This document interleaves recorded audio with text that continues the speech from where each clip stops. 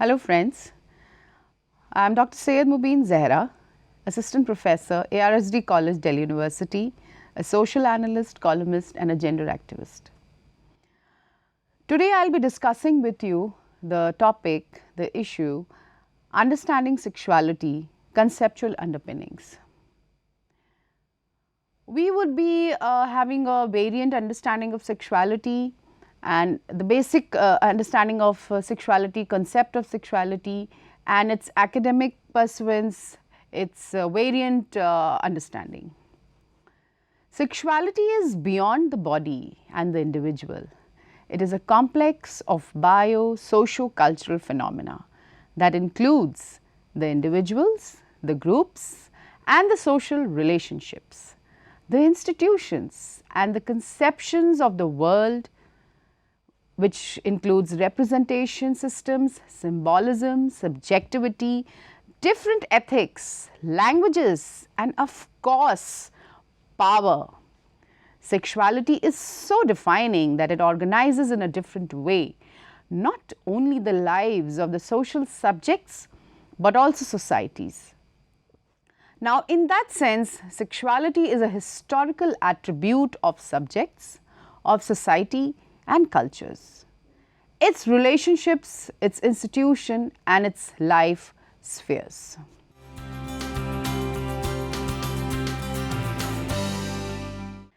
So, we start on the understanding of sexuality.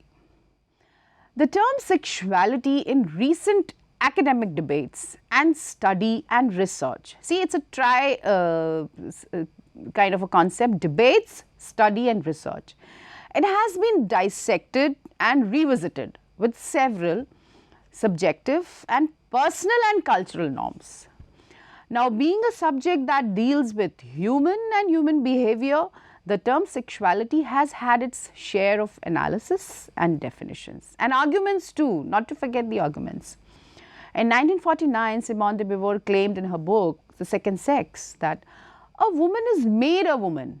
Well, we are born with a gender, but as you understand. With this idea, she was making reference to the social construction.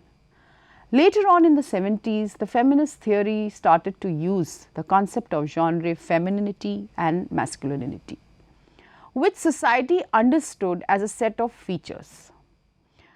Thereby, sex was understood as the biological features that distinguishes males and females and genre as all the cultural belief based on sex. Now, all of these helped to understand that the relationship of power, oppression among men and women were built relationships. That is, they were framed by a system and not by natural features. The new feminist point of view that started in the 80s and got stronger since the 90s criticized this idea, and sex also, not only the genre, started to be seen as a socio-cultural construction. Now, this point of view understands sex as biology like chromosomes, cells, gonads, hormones, hypothalamus, pituitary, genitals, etc., etc. It is the bio section as a category defined by learning, training and culture. Now, this gives us new resources to understand reality. The continuum idea appears where the two extreme sexes are discarded and intersexual reality turns up. This reality with genital, chromosomic, gonadic features, instead of limiting within these opposite categories, locates it in a continuum instead of limiting it to the male and female category. It understands the multiple sex constructions arising from this continuum. Therefore, it can be said that both genre and sex are socio-cultural constructions. Well friends, nowadays society is based on this dichotomous model and the different social institutions. We have science, we have media, education, academic, reproduce this dichotomous model through their different discourse. If reality is analyzed from this point of view in the area of sexuality, it shows that it is based on a binary and a hierarchical model. A sexual model that follows the patriarchal system, whose aim is to keep control over women's body and dependence. However, it would be interesting if we scholars understand and analyze the term above human body alone and give it an understanding through various mediums. Sexuality is no doubt concerned with human body, but its understanding goes beyond body and has its roots in emotions, culture, morality, religion, behavior, and in totality human touch through any perspective or medium. Technically, it's a concept dealing with human, and the paradigm revolves around human only. Defining sexuality. Now, a normal definition to the noun sexuality, the literal, is a capacity for sexual feelings. But there are various factors that define and explain sexuality. They are as follows. First, sexuality is much more than body parts and the sexual act. It includes sexual ideas, thoughts, fantasies. So, here you have that subjective point of view. It includes gender identities and gender roles. It deals with human behavior and feelings. It includes sexual orientation like homosexuality, heterosexual, bisexual, asexual, or any other sexual identity. Sexuality includes our experiences of touch, love, compassion, intimacy, and emotions. It also includes as to how we feel about our own body image. So, friends, sexuality in short is all about what we are, what we believe, what we feel, and how we respond. The understanding of sexuality includes all the above approaches as well as the influences, external and internal. Biologically, it's the sexual urge, and externally, it's the environment and culture and family and many external factors that nurture and develop a sexuality of an individual.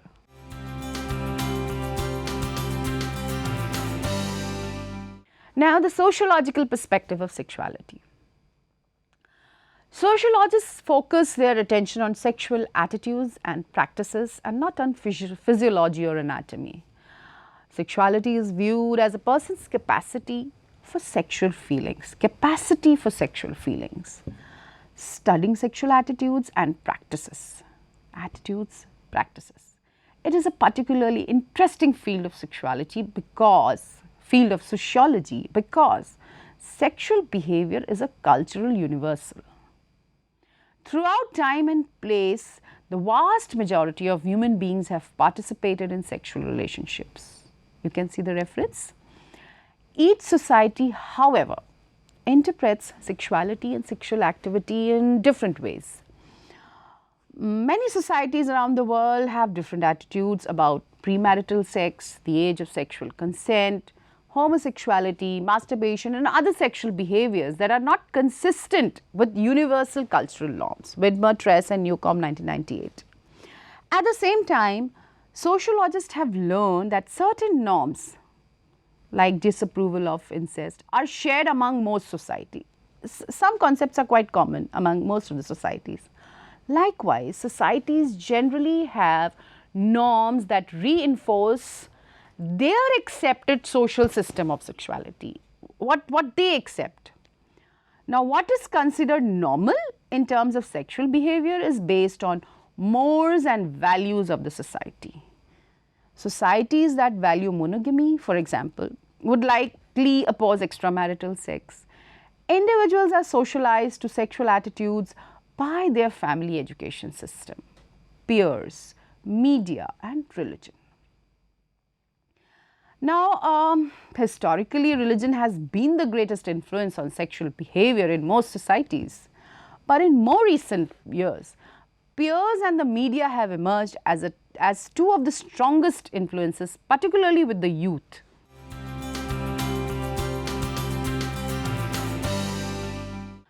Now, let us discuss certain points around sexuality around the world.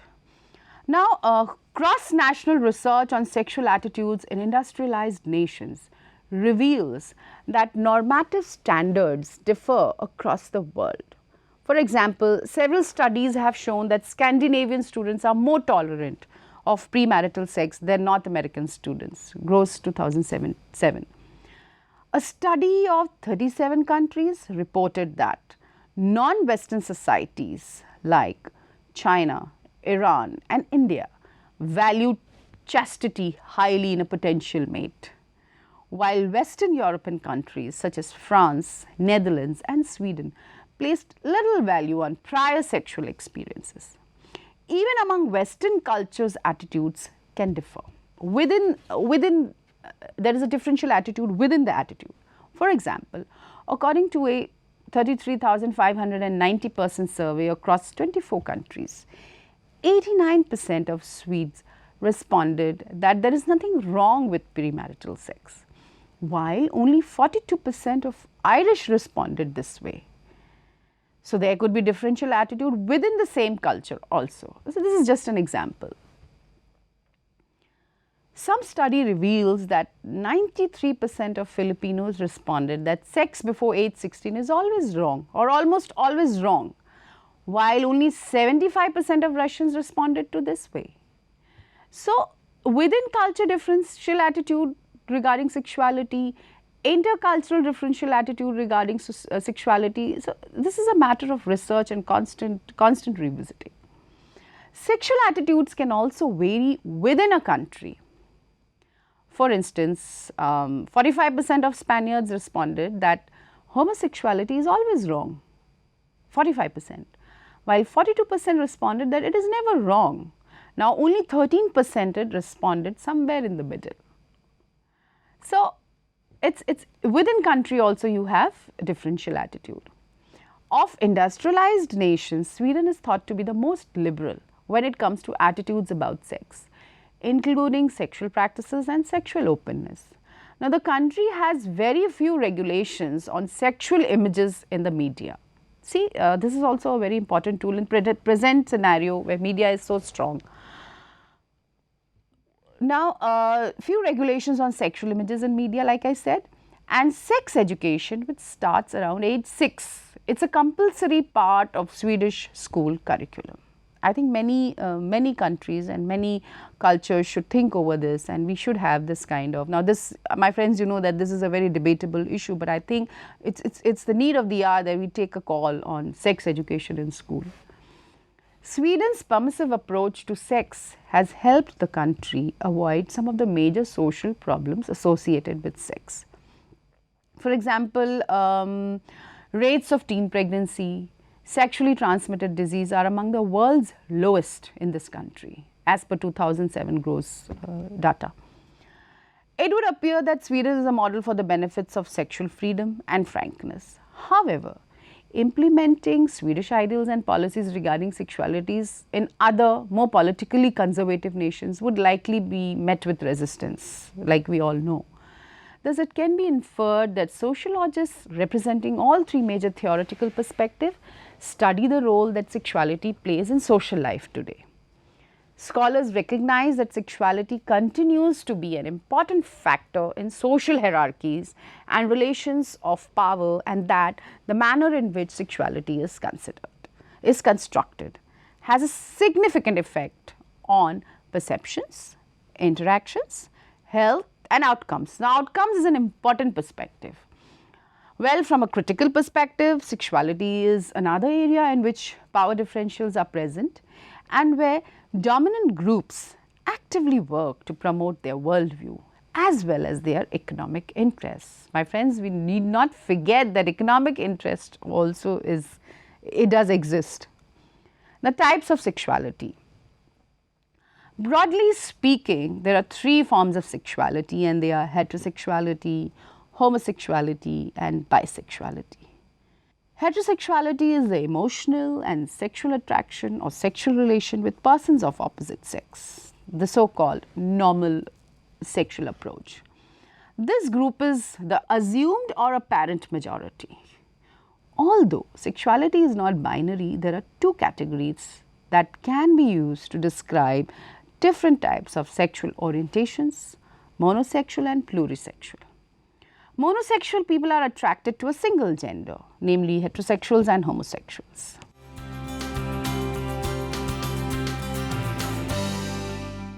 The historical background. Now, we cannot find distinct gay men or lesbians in the past because distant cultures had no concept of sexuality as an identity. as Michael Foucault, James Davidson and Giulia Sissa have shown. You can refer to Michael Foucault, The Care of Self, vintage 1988. The ancient Greek man may have cruised the Acropolis looking for teenage boys, but he was just as happy to find a female slave. And he went home to his wife also. It is tempting to imagine such past cultures as oases of toleration when people didn't care who a man slept with. Reference James M. Davidson, The Greeks and Greek Love, Weidenfeld and Nicholson, 2008. Giulia Sissa, Sex and Sensuality in Ancient World, Yale University, 2008. Now, today we think of Islamic societies as sexually repressive and homophobic, but unlike in early Christianity, sexual pleasure in early Islam probably was not seen as bad in itself, as long as a man just had sex with his own wives or slaves.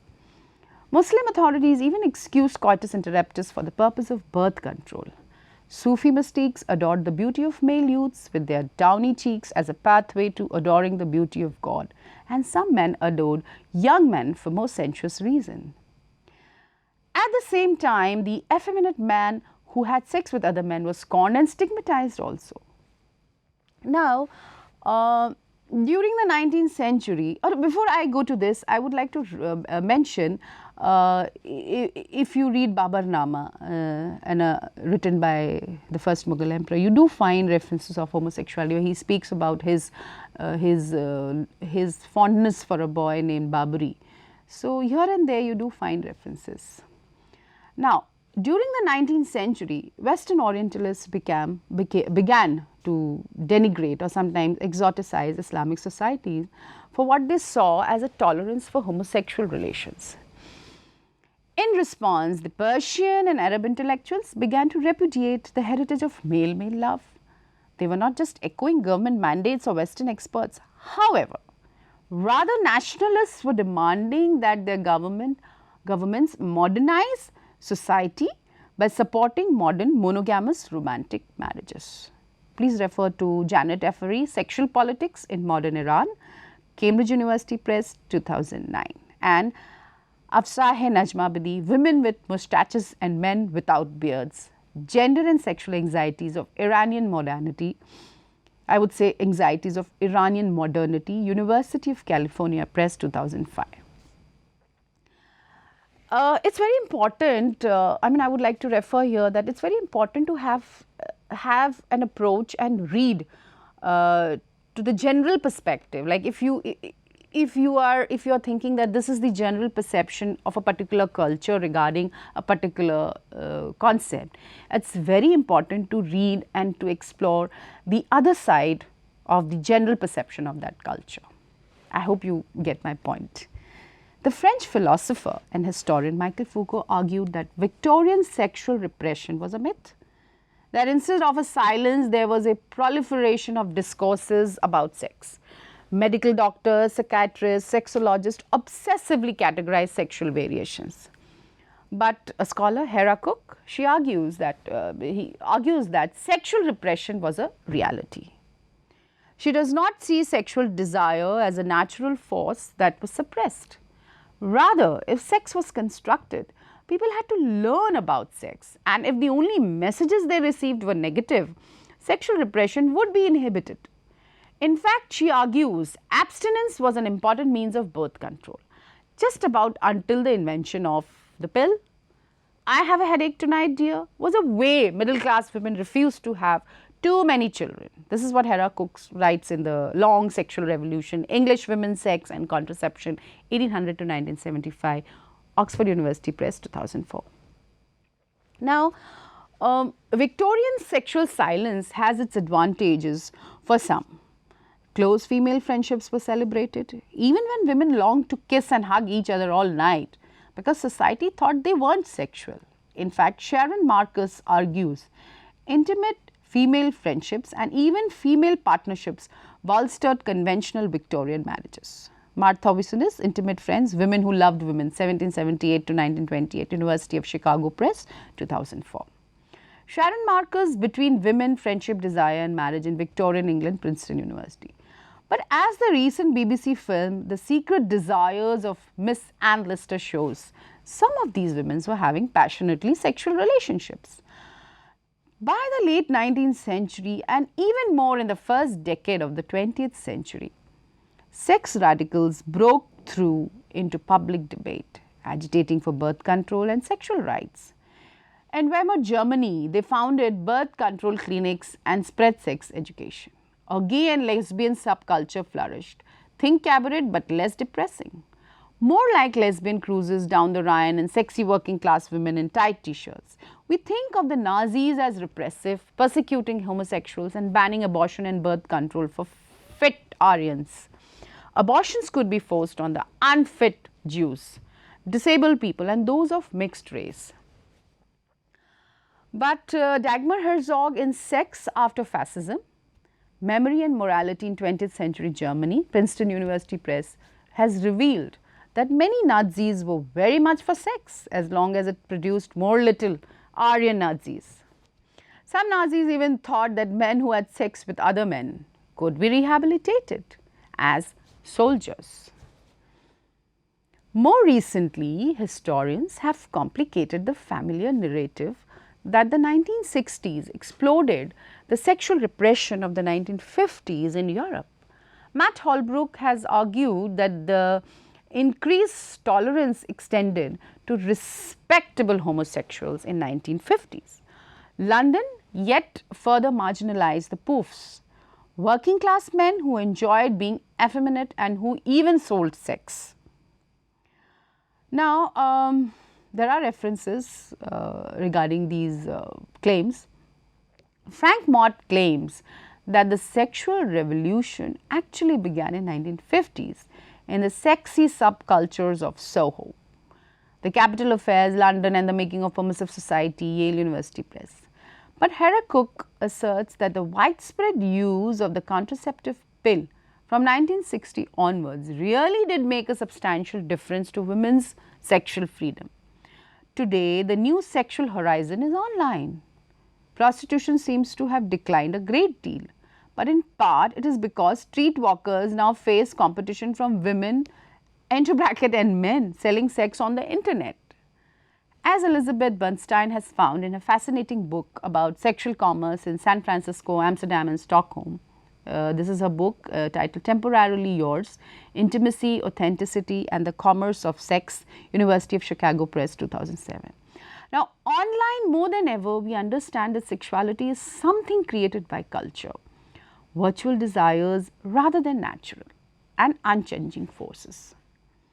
Now, Anna Clark is a professor of history at the University of Minnesota and author of The History of Sexuality in Europe, Routledge, 2011.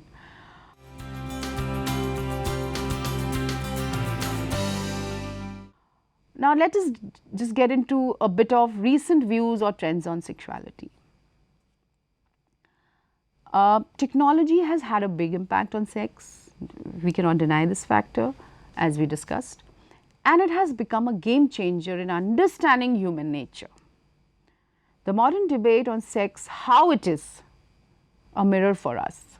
Technology has made it clear that nowadays we can say that homosexuality is being assimilated in heterosexualizing system. Homosexuality is trying to be treated as normal, as a couple, a romantic model, a family model, weddings, functions, role divisions, consumerism. If we refer to Gail Rubin's hierarchic sexual concept, this is within the parameters of good sexuality, as this is valuable to give the system continuity. Now, the idea of freely living sexuality is there. We find this here. But we will have to ask ourselves, what is considered freedom in this sense, and to what extent our practice is not conditioned by the normative sexuality model. We cannot forget that sexuality always answers to a social, economic, political and historical environment. It arises from it as a specific shape with sharp or mild limits, but one that will always be naturally and legitimately seen in the practice. There it gives continuity to the social, economic and historical model. Sexuality is tied to other social structures and it conditions persons, different aspect in life. For example, relationships, family, definitions, housing, the model of beauty, reproductive politics, job divides according to sex, and criminalizing certain practices also.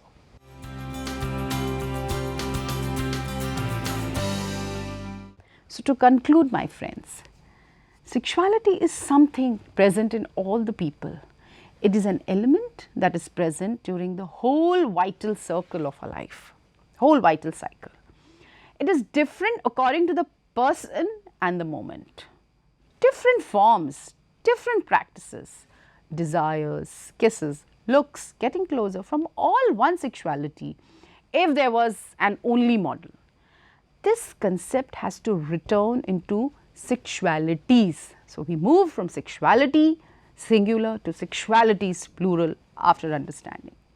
Not even one human is the same as another. Hence, sexuality cannot be the same as well.